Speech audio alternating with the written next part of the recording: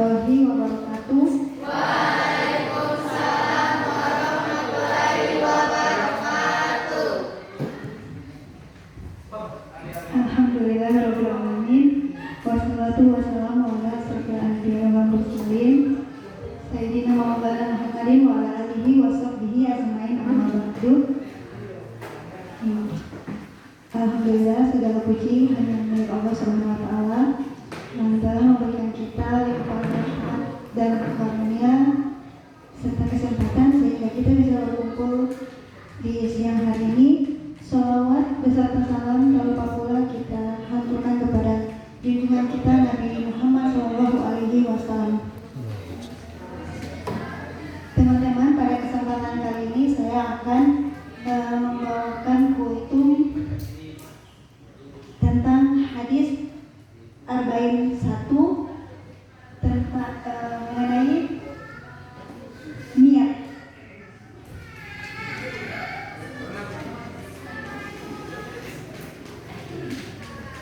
Teman-teman, dalam Islam ada dua pedoman yang digunakan sebagai acuan dalam kehidupan di dunia, yaitu Al-Quran dan hadis. Al-Quran adalah pedoman utama umat muslim yang berisi tentang firman Allah Subhanahu wa taala, sedangkan hadis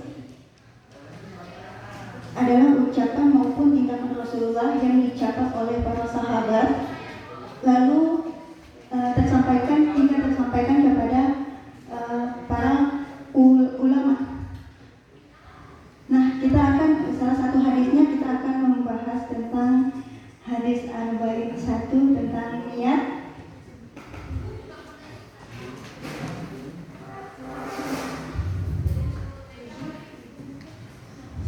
Mu'minin Abu Hafs Umar bin Al-Khattab radhiyallahu ta'ala, dia berkata, aku mendengar Rasulullah SAW bersabda, sesungguhnya amal itu hanyalah beserta niat, dan setiap manusia mendapatkan sesuai dengan apa-apa yang dia niatkan.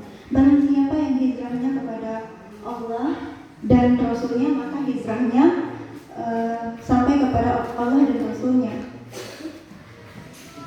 Dan barang siapa yang hijrahnya karena dunia yang diinginkannya atau karena wanita yang ingin dinikahinya, maka hijrahnya itu kepada apa yang dia niatkan atau kepada apa yang dia inginkan. Contoh orang yang hijrah itu bukan karena Allah melainkan karena dunia. Misalnya ada orang yang sholat, dia sholatnya niatnya bukan kepada Allah melainkan contohnya hanya karena ingin dipuji, ingin dianggap soleh, atau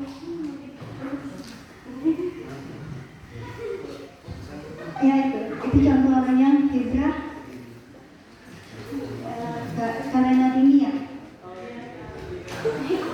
Sholat begitu juga dengan puasa atau zakat yang kita niatkan seharusnya benar-benar atau sesungguhnya hanya karena Allah, jangan kita niatkan hanya untuk yang lain. Kita tidak hanya meniatkannya saja, akan tetapi kita juga harus ikhlas dalam melakukannya. Jangan sampai kita melakukannya juga karena terpaksa.